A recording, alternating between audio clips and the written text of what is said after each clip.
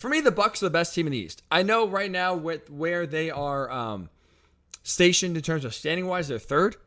But I think they are the best team in the East going into the playoffs because they are doing what championship teams do, peaking at the right moment.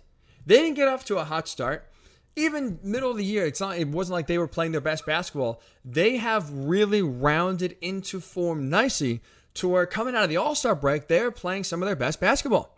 10-3 now to finish the season coming out of the All-Star break. You have Giannis since that break averaging 31.1 points per game, has thrown himself into the MVP consideration after, again, a slower start than, let's say, what we're used to. But he has really, again, taken his game to the next level this last 6 weeks or so. I think the biggest thing about the Bucks that I like coming from, this year compared to last year, because I'll be honest, I was a Bucks doubter last year.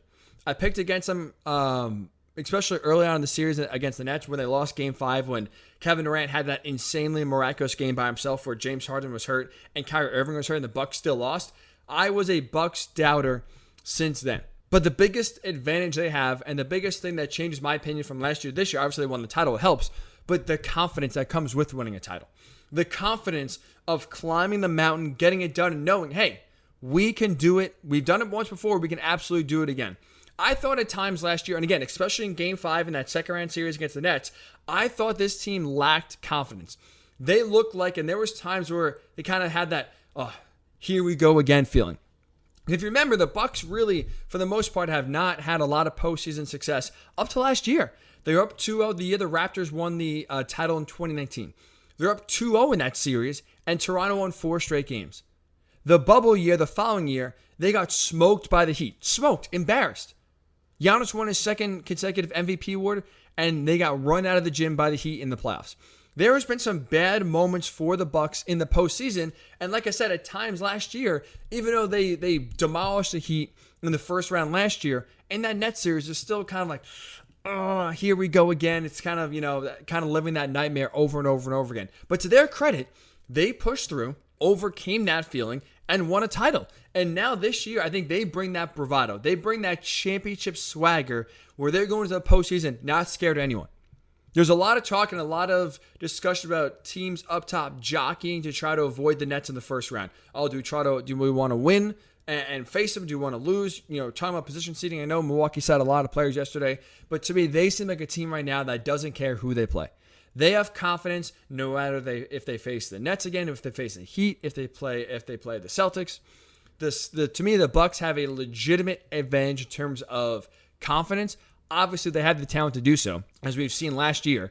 So for me, I like the Bucks a lot. I think we're going to get a rematch of Suns-Bucks last year. I think the Suns are going to win this one, but I do think we'll have a rematch in the finals of Bucks and Suns because I love right now where Milwaukee's at. The only team that could spoil that, I think, the only team that could ruin a Suns-Bucks Part 2 is the Celtics.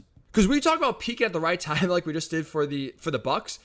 Right now, there is no team that is peaking more right now than the Boston Celtics. They are playing literally their best basketball when it matters the most.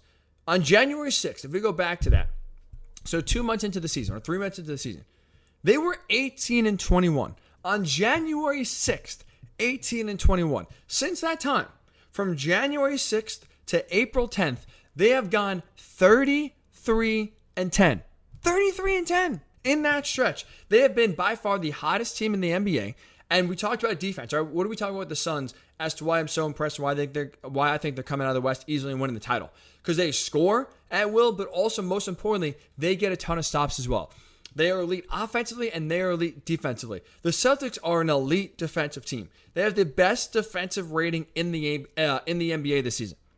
They have tremendous long wings in Jason Tatum and Jaylen Brown, so they can both score and score well, especially when we know Jason Tatum can really erupt for some big games. But they also defend and lock down opponents as well.